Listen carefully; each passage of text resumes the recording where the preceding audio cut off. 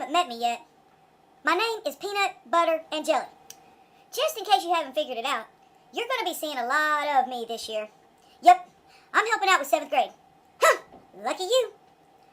I guess you could kind of look at it as if I'm your personal tour guide through 7th grade.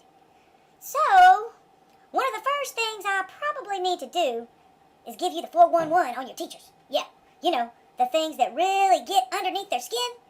You'll definitely want to know those things because we want to make sure that everything flows smoothly and we all get along great. So, you need to know a few things. Let me start off with one of the most important things.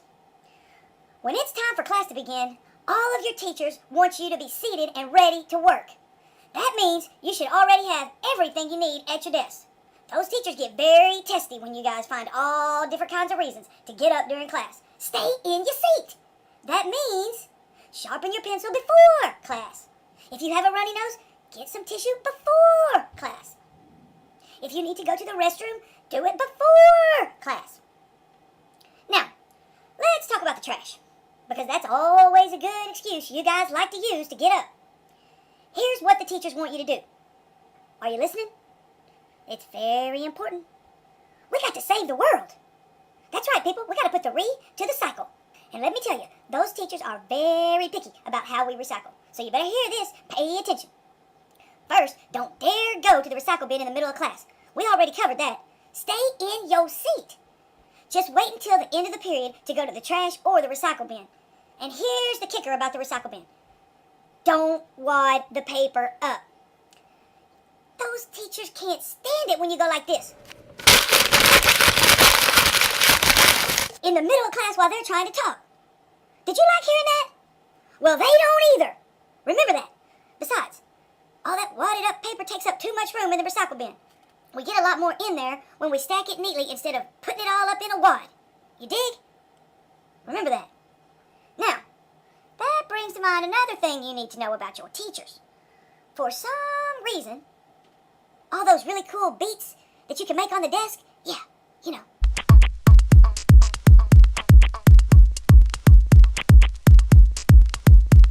I'm not sure exactly why, but teachers usually cannot stand that. Personally, I have a theory. I think most of them are just jealous that they don't have the rhythm, you know, the beat, the flow. That's it, they're jealous. Anyway, that drives them crazy. I wouldn't advise it. Don't do that. Oh yeah, and I almost forgot to tell you another very important fact. Your teachers can get a little booty tight about KMS books and library books. I'm just trying to warn you. Remember, we want everyone to make it through the year with no scars. Yeah, so KMS books. That's definitely a big one. First of all, make sure you have it with you at all times. You need it. You'll have to use some time in advisory to fill in your classes and the dates. Like this. You got to do that every 6 weeks when you get your new KMS book. Look, there's a calendar in the back. See? You use it to fill in your dates each 6 weeks. Like this.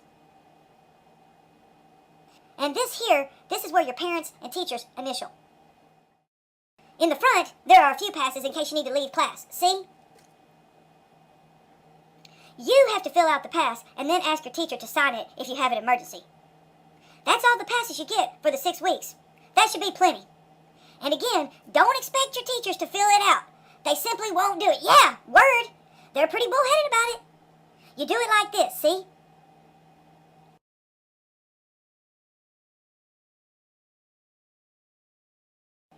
And then just have the teacher sign it. Now, the most important thing about the KMS book is writing your assignments daily. Most of the time, your teachers will tell you what to write. Here's where you write the assignments. And your parents should sign it every week for your advisory teacher to see. Then, after 3 weeks, you'll complete your progress report. You simply write your name and circle what 6 weeks it is. That's when your teachers write your average for your parents to see. You take it home, your parents sign it, and you return it to your advisory teacher. Better do it. You don't want to know what happened to the last kid who didn't. I heard he should be out of the wheelchair by next summer. I don't know. I just heard that through the grapevine. Anyway, that brings me to the whole library book issue. Yeah, that's a big one too. Your teachers are going to be on your case if you don't have a library book at all times. Yeah, that's a big one. You got to remember that. You have to take it to every class, and they all give grades for reading. Not just the reading teacher, all of them. It's a conspiracy. So consider yourself warned. Take the library book with you. Yeah, when I think about it, I do get kind of sad. We still miss that one kid. He showed up to math class for the 3rd time without the library book. We never saw him again. I hope you're listening. I'm just trying to save your life. Now, you're probably thinking, gosh, Napoleon, we never get a free minute. And you really don't, but the good news is, your teachers are so cool. They don't give homework. Well, sometimes, but not very much.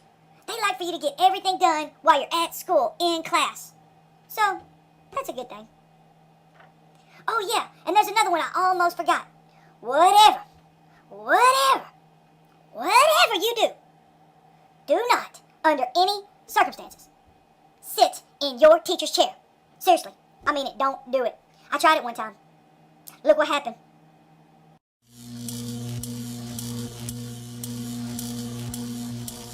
That's not something to play around with. They do not like it, and you will get in trouble. Beware the chair. Oh, I guess you need to know about the lockers, too. Okay, watching you guys try to get into those lockers always cracks me up at the beginning of school. It's not really so difficult, but some of you just freak out or something, and you can't get it. I definitely need to talk to you about the lockers. First, you know how to get your locker, right?